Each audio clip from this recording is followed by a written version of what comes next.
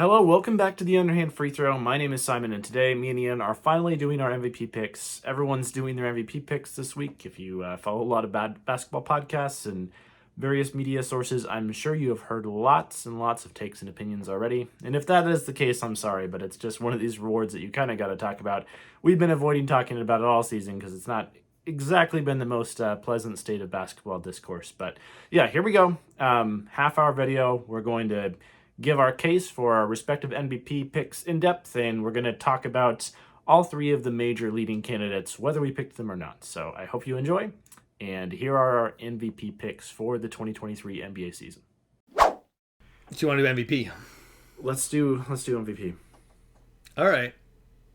The most toxic discussion on NBA internet discussion. Yeah, that's the thing where it's just like I'm just like, oh man, I don't want to talk about MVP at all. Like I just want people to stop talking about the MVP. I've never seen anything like this. I think it's been I think it's really brought out a lot of disingenuous. It's introduced a new level of disingenuousness to casual NBA fan discussion, and also sort of like not so casual NBA fan discussion. I see people just talking like politicians.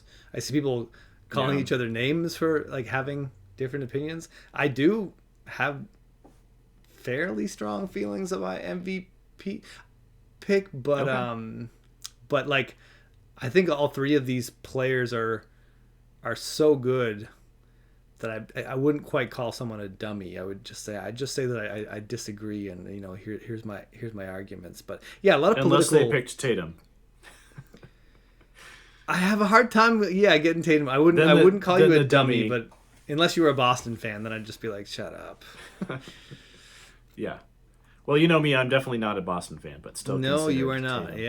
Yeah. No, he is not my pick for MVP. I'm curious to hear yours first, though. So since you feel so strongly about it. I wouldn't say that I feel so strongly about it, but yeah, I think like I'm going with Nikola Jokic, and I don't think I have a very complicated case to make. I think the discourse has gotten a little bit muddied, and for all the reasons that I just described. And I feel like if I could zoom out and just sort of look back at the seasons and the numbers and the things that happened, and I just think like there's this guy averaging a triple double and basically never missing shots. I don't really see I feel like people have been trying to dismantle it all year, and they've almost done it. Like I think there's a pretty good chance now that Nikola Jokic will not win this year, and like I'm fine with that. But it feels like people had to work all year to figure out ways to strategically pick apart his pace, and no one ever talks about that. We've just got a guy shooting 70% true shooting percentage from the field. Like we're talking about just one of the best shooting seasons ever. A player that is like 0.1 away from averaging a triple double, and on one of the three best teams in the East, and in the league, West and the league. I think like it's become a bit of a Jokic versus like Embiid thing for a lot of people, and it's been really personal. And I think a lot of people are just kind of like, well, I don't want to deal with this, so I'll go Giannis. Because Giannis is like a safe, reasonable pick, and he's a great player, and what do you really want to say about that pick? But I just feel like we spent the whole year trying to find a reason not to give Nikola Jokic the MVP. Like, people have just been working around the clock, and now we're there, and like the job's done, but it's like, but why did we do that? Anyways, I don't think he's your pick, so Jokic I give is you the not floor. my pick. Yeah. It's also not Embiid, and I don't want to say I chose the opt-out answer. I think I just, No, that's what I'm saying about you. Yeah, no. I'm going with Giannis for my MVP, and it's not because I am trying to avoid the Jokic Embiid debate. I myself have engaged in it probably more than is healthy this year. But I think the main reason why is because I'm trying to take a step back and realize that just because a guy has the offensive role of having to do everything for his team, I don't think that and the team would completely fall apart because that's how they have been constructed. And for most of the season, the Nuggets have fallen apart whenever Jokic is either not playing or subbed out of the game. But I think part of that is, A, the teammates, B, the scheme that they're running, and just the offensive style. And I don't think it's necessarily fair to call those things valuable, because a team that has better players around it isn't necessarily going to squeeze every single drop of juice out of their best player and try to maximize his impact on the floor of every single second that he's out there. But that doesn't mean that the team wouldn't really miss him if he was gone, and that doesn't mean that he's not having a massive impact on winning.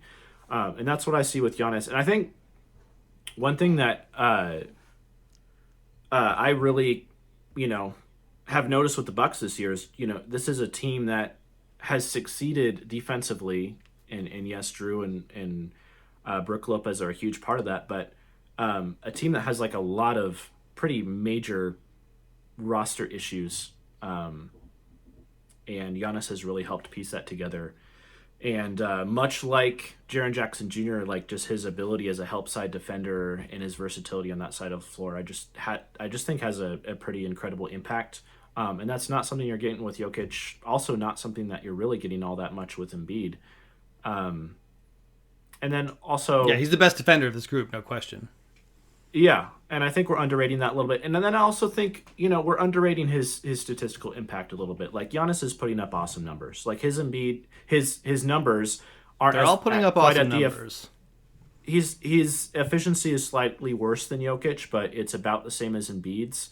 And he's putting up the same numbers as these guys as well. I'd push back on that efficiency, at least part of it. Like, I don't think he's really in the same plan. Like, Nikola Jokic and Joel Embiid are having astronomical efficient scoring seasons, and Giannis is just fine.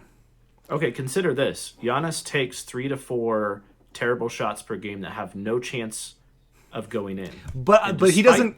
That's his responsibility, though. You don't get to write those off. I'm not necessarily writing those off. I'm saying, even though he's taking these terrible shots, his efficiency is still about the same as Embiid's. And yes, it's worse than Jokic, but Jokic is a different animal. By what measurement is Giannis the same efficiency as Embiid? Like, none of the stats I use for efficiency have them in even the same tier.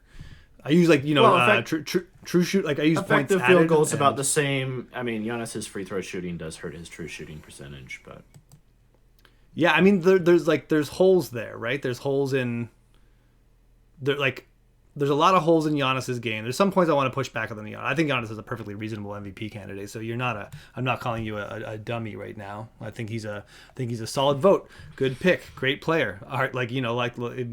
If he outplays these two in the playoffs again, I really will start, believing that part of the discourse a little bit. But I mean, bad free throw shooter, and that matters because he goes to the line a lot. Still can't stop taking these weird pull-ups. It's his worst shooting efficiency season in a long time. He's not last year. Giannis was an efficiency monster. Just like a beast. 211 points added by overall shooting. I'm using that TS ad on Basketball Reference, and this year it's 77. It's basically his least efficient shooting season since he was 21. In fairness, I think he should have won it last year. So Giannis was also my MVP pick the previous season. But I'm more into that. I think I probably voted for Jokic again last year, but I could have been talked into Giannis pretty easily. I think the case was strong, even the last 2 years. But that's I'm not people already made their mistakes. I'm not going to be participating in a karmic balancing of things. That being said, I think he's a good pick. I've not really loved his defense. I mean, he's still he's an all defensive player. I'm going to put him on the all defense team, but numbers wise, Brook has been a defensive monster this year. He's been much more indispensable this year specifically. Past years, Giannis has been the glue holding everything together, and the numbers support that. This year, they're actually at their best with Brook on the floor and no Giannis versus both of them together, and then non-Brook Giannis lineups have not been holding up for about 2 years right now. I think people look at Giannis sometimes and they do imagine that he's A+ at everything, when really he's like, there's a couple of those things he's really not A+ at. He's not actually an incredible perimeter defender. He does not move his feet well. He's got pretty stiff hips, and he's not a super capable solo rim protector. Giannis thrives in all the in-between spaces, just being like, if Giannis is close to you, it's going to be really hard to score. And I think he's one of the 5 or 6 best defenders in the NBA, but I don't see him pulling the same weight on defense as he's capable of. And I think offensive efficiency wise, I just don't, like, this is not Giannis's year. Like, he's really struggled, and the Bucks have been dominant for a good chunk of it, but we forget how bad their offense was early, and that's part of it too. Is like Giannis is making this late push because like everything's coming up sunny for Milwaukee right now, but their offense was awful for a long time ago, and part of that was Giannis stopped hitting his cute little 7-foot turnarounds, and the things that he had really worked on in his game kind of dried up this year. And there's something that I'm a little bit concerned going on in the playoffs. If he doesn't drop that, like if that doesn't come back and he's having a shooting problem again, we're going to see Milwaukee run into walls working a little bit more. That being said, I actually like Milwaukee's roster construction a lot more than, I think they got a lot of kind of, not that any of them are playing amazing, but I love that they got a deep roster of random wings now. Like maybe one game, like none of them are good, but like deep roster of like C- level wings. But what have they like had before though? Like even I think Middleton kind of sucks on defense now. That's a bigger thing. It's like what Middleton's going to look like in the playoffs. But like sometimes Joe Ingles is fine. Sometimes Pat Connaughton is fine. Sometimes you can play Jay Crowder. And Javon Carter has been like, sneaky, really, really good two-way player. I mean, like not really good two-way player, but defensive player who knocks down shots, 3-and-D point guard. I just think it like, really works there with their jumbo front court and Jrue Holiday having, another really great season. But, and then on the, like your other point, that I wanted to ask you more about, just like the plus minus thing. Because we know Giannis has these silly plus minus numbers, and a big part of that is definitely the underperformance of his team, which wasn't supposed to happen. Like 2 years ago when they traded for Aaron Gordon, 3 years ago is that now? We're talking about Jokic now.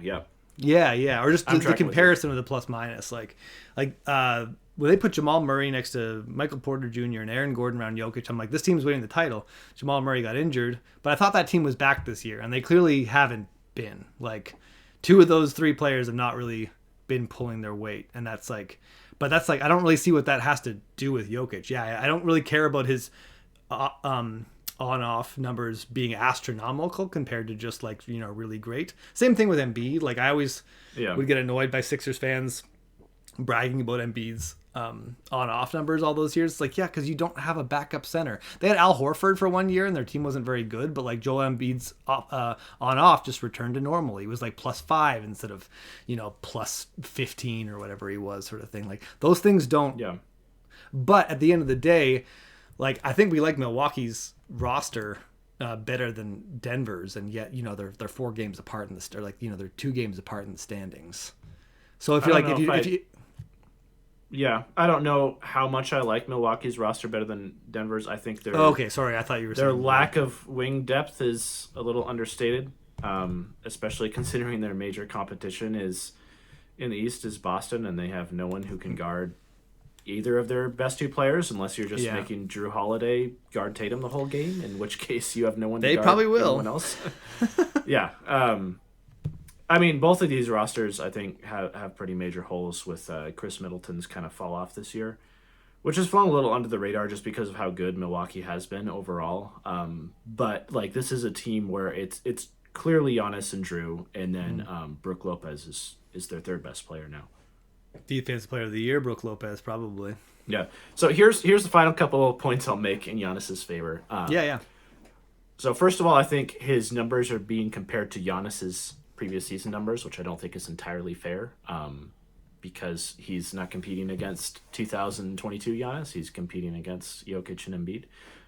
I'm only saying that because people, I think, are imagining like that those numbers have stayed the same. I'm pointing out there's a big drop off there. So we're thinking we know Giannis is an MVP level player because of this, and this. Like we still have to notice his weaknesses this season, and he has them.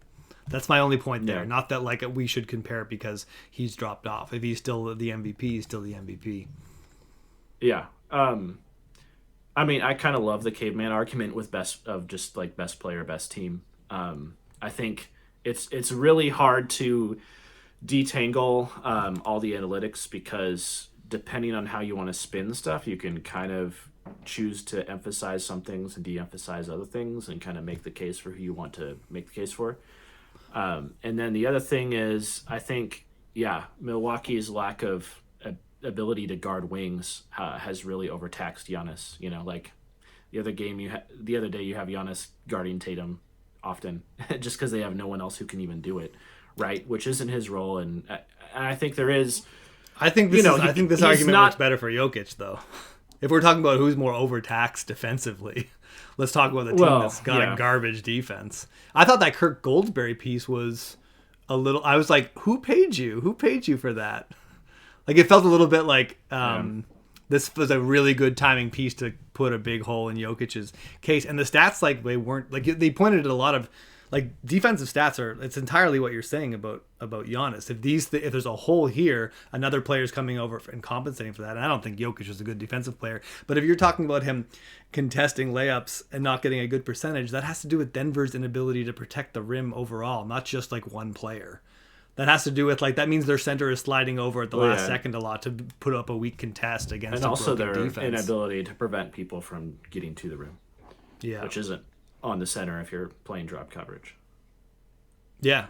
I mean, they try to keep Jokic out of drop coverage as much as they can. And Jokic isn't good, but I think like he's fine in the regular season. We'll see about how he does in the playoffs this year. I thought that Kirk Goldsberry piece felt a little bit like shallow statistical analysis that was more like a lot of the MVP statistical analysis I've seen with like Jokic and Embiid fans lobbing grenades. It's just like, so you say with advanced stats, you can always choose what to focus on.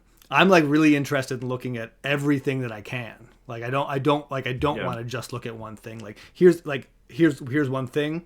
That's an interesting point in Jokic's favor. Here's an interesting thing about Embiid. Here's like add all that stuff up, learn as much as you can, kind of thing, and that's like how I want to make an informed decision about the MVP kind of thing. So, but all these players, Let me ask you something, because this is definitely something that I weigh in the MVP discussion. I don't know if it's fair. If you were to, let's just say, like have a theoretical like must-win game, doesn't even have to be the playoffs, or a must-win stretch of games, is it fair to hold like if there's a hole in someone's game and you can attack them and your best player, as much of his offensive impact that he's having, can still be like the avenue through which the other team game plans and is able to win? Is that fair to hold against a player like Jokic? I mean, the reason why I don't think that argument holds true is that I've watched all three of these players get game planned for in the playoffs and get embarrassed. In fact, I'd say like Jokic's embarrassments have been less. I've seen I mean, Giannis got rocked 2 years in the playoffs by like the wall or whatever, and then he kind of figured it out, sort of thing, and they changed the team construction, the planning. I mean, you still see it come up every now and then, and I still worry if those counters aren't there anymore that we might see. Well, I mean, it comes up because the rest of the Bucks are shooting 30% on wide open threes. It's not necessarily because of Giannis. If they were knocking down those shots, the wall doesn't work nearly as well. But Giannis can't shoot either. So it's not like it's not like they just put a wall out of the 3-point line against him. They let three guys stand under the rim. Like Giannis's shooting is a thing that teams will attack in the playoffs. Now Giannis is so good that it's not going to tilt the balance overall. Like he's still going to hurt the other team more than they're going to hurt him by game planning for him. But it has worked before. In theory, it could work again. There's weaknesses that he has attacked. Jokic, we just have a little bit less data on it because we only really saw. We still haven't really seen peak Jokic with a real team in the playoffs. And like talking about Jokic getting attacked by the greatest mid-range shooting team against a team with no point of attack guard defenders who can't navigate a screen. Like I just don't. That's not like a real contender. I don't really care about what MVP level players do in the playoffs on teams, and that's maybe my bias of watching Kevin Garnett get like ruined every single year, because how is he not going to get ruined? What was he supposed to do? They can just like they can do whatever, they can throw any kind of defensive coverage at him they want, and the rest of his team can't punish them. So of course he's going to look bad. But Jokic is still, puts up his massive 30 points per game in the playoffs, whatever. And then Embiid has seen his decision making get attacked like crazy in the playoffs, and has been dragged out of the paint and like ripped to shreds by defenders. So I just we've seen Giannis on a championship level roster, leading a championship level roster for a long period of time now. So we got this data. We've seen him get embarrassed. We've seen him grow and change his game and overcome some of those weaknesses. And we now believe in the idea of Giannis as we have that confirmation bias that we know Giannis can do it because we've seen it. We don't know Jokic and Embiid can do it because we haven't seen it. But I'm not like letting that hold me back, because like if one of them wins the championship this year, it's going to like completely change the narrative, and some like luck factors might go into that. But I guess the question is like, do I believe you can build a championship level a defense good enough to win a championship with Nikola Jokic on the team? And right now, I still do believe that. Like I'm still banking on that. And if it doesn't happen in his career, I still might spend time thinking like, you probably still could have done it had you had the right roster around him. But I mean, there's been teams that have played worse defensive players than Nikola Jokic and won titles. So Dirk Nowitzki. Yeah, I was gonna say Kevin Love, but yeah. Dirk's a good. Yeah. Dirk's a good one too. But so yeah, like I don't know. Like I still think I'm so into Nikola Jokic's offensive decision making and his ability to threaten with the ability to score that I kind of do like him in a. If we were picking a player for a playoff series right now, if we were drafting a team for the playoffs and I had the number one pick, I mean, I think it's a good question. I think I'd think long and hard about Giannis, and I wouldn't think about Embiid, but I would think about Nikola Jokic. Yeah, I would like to throw Tatum in that mix as well. Yeah. Let's talk about Embiid a little bit, because I feel like we've dismissed him a little bit, and he might win the award. Joel Embiid has had one of the maybe one of the 2 or 3 greatest scoring seasons I've ever seen. The scoring package is just the scoring. Like I watch just with I might as well just watch like this the whole, my hands on my forehead the whole time. Like what is happening?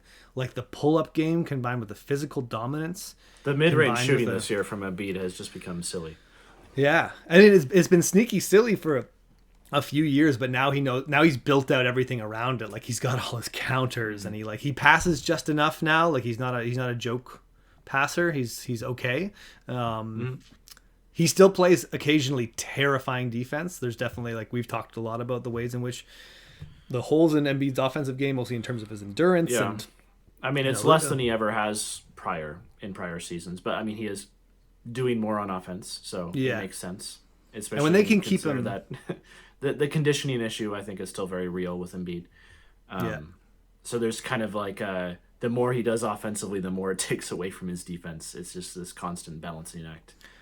But if the Sixers can keep him close to the rim, he's so terrifying. If your favorite team is playing against Joel Embiid and they find a way to to keep him in his shell, it's just it sucks. He's so big and so mean and so quick-handed and aggressive. Just it's very hard to score over him. He's quite an obstacle down there. So, I mean, I think the MVP case for Embiid is so simple. Just insane score, one of the most insane scoring seasons of all time, mixed with pretty good rim protector, plus defender at a very important defensive position. That's an MVP level player, no question. So is that better than Jokic and Giannis is the more important question. But anyone who takes shots at Embiid's MVP case is just I just can't imagine watching him play or knowing a little bit about his game, not just being oh my God, Joel Embiid is just even more than these other two guys. I just watch him with such a level of shock and awe this season. Yeah, no, I remember last time I watched the Sixers was against the Cavs, want to say like a week and a half ago or something. But yeah, the shots that Embiid was making in that game were just silly. And he was having Mobley guard him, and I thought Mobley was doing a really good job of preventing Embiid from getting to the rim, contesting every shot that he took really well. And it just didn't even matter, you know. He's He was Kobe. still He's like making 7'2" everything. Kobe. Like he just. Yeah, I've seen some amazing defensive performances against Joel Embiid this year, and he's gotten 40 not missed shots. Like I've seen like no one has scored over textbook perfect defense more than Joel Embiid this year. It's like it's been really unfair. I think the playoff questions are a lot more relevant with him than they are with Jokic. I really hope we get a healthy Embiid, and I hope we can put some of those narratives to rest, because he's had some really bad luck in the playoffs. Just always something stupid happens, and so we've never got like a clean Embiid playoff run. So I'm hoping for it this year. And the Sixers are janky as heck, so I'm not necessarily like assuming that will happen, but I'm hoping for it. yeah. I mean, it's hard to make the case to pick the Sixers to come out of the East based on the competition that they're facing. I think me and you would probably agree the two best teams in the NBA are in the East. So the Sixers are gonna have to go through one, if not both of them, to get out of the East, and that seems a little unlikely. But it would still be great to see Embiid have an awesome playoff performance, because he still doesn't really have that. I mean, his best playoff performance, the one that we all think of, is like that 7-game series against the Raptors, the Kawhi, quadruple bounce shot. And that wasn't even Embiid having awesome numbers. That was more just him like having such eye-popping like on-off stats, where it was like clearly the Sixers, they were a plus team overall in the series, right? When he was on the floor, and such a massive negative whenever he hit the bench. But Yeah, I never loved that, especially just because of the context. Like, I mean, he played great defense in that series. yeah, But like their backup center was Greg Monroe, or like, oh, the like I don't Raptors know, love like that.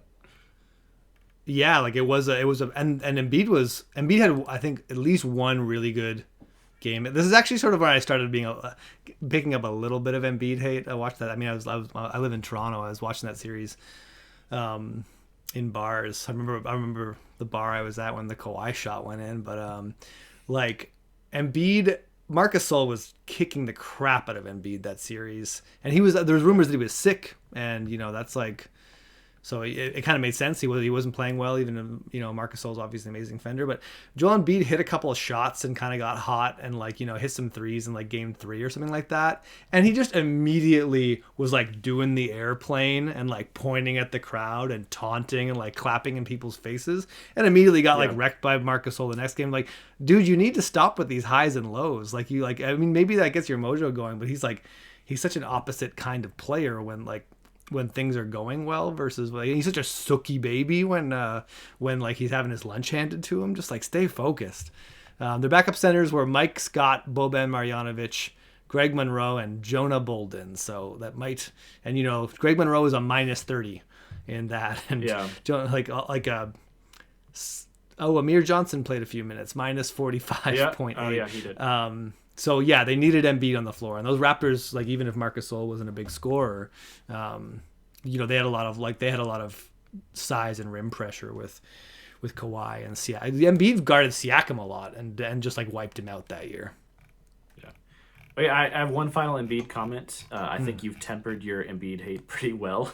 Thank you. Over the past couple of minutes, what do you think about the whole conditioning thing? Because you mentioned Embiid is a really scary rim protector, and I would agree that's true when he's in position and when he feels like being one. But the problem is that's not always the case, and the attitude does come into it. Embiid, I think, is a little bit underrated in terms of his, willingness to be barking at the refs and not get back on defense on time. Yeah. He's not thrown into that conversation with the guys who really do that, where it becomes like, so to the extent where it becomes a problem because it's impacting their team's defense. So that's a component to it. But also there's the component to it where like, I don't quite understand why this hasn't been solved at this point, but Embiid doesn't have the energy to give you 36 minutes of two-way play every game. I mean, he does it a good portion of the time he definitely gets up for the big games, but like catch him on the second night of a back-to-back in Charlotte and you're not seeing a scary rim protector there. Yeah. No, I mean, I think all those criticisms are valid. I think that Embiid and Philadelphia have been good enough on defense in the regular season that I think Embiid's defense should be like properly rated in the context of the MVP award. Like Joel Embiid shouldn't be on people's all defense teams. If you put him there, I don't think that you know much about. I don't think you're watching enough players. But I think like to answer that like I'm definitely waiting for a lot on this playoff run to see. What you're saying is definitely a problem. I guess my own, like, no questions. The only question is like, how big a problem? Is it a problem that can be mitigated enough? Like, can he stay focused for a whole playoff series? Because it's been a problem in the playoffs in the past. Like he just for gets sure tired. every year, 42 minutes. Yeah, he just doesn't have the juice in the last couple of minutes of that fourth quarter. Yeah, and I mean, like even over the course of that first round series again against the Raptors, he was like, he was eating their souls in games 1 and 2, and then you just saw it fade a little bit every game, and then he was just so mopey and tired. And Precious Achua was carving him up on the perimeter, and then he got to the Miami series, and it was like it just didn't feel like there's. I mean, he broke his hand, he broke his face, he like all this other stuff happened. So again, I would like a clean sample to look at with Embiid. I'd love that's why I just love a normal playoff run. Like even if that's just going to the second round and losing in 6 to Boston or Milwaukee, but just getting a clean, healthy Embiid playing big minutes, so we get a better idea of that. Because I think it's a perfectly valid criticism of Embiid. It's just a question of like how much of a problem is this, and that's something I think he can only answer in a lengthy playoff series against a good opponent. Yeah, it's really hard to get that internal bias out of your head. Just remembering the playoff failures of the past, and they shouldn't be relevant for this season, but sometimes subconsciously it feels like they kind of are.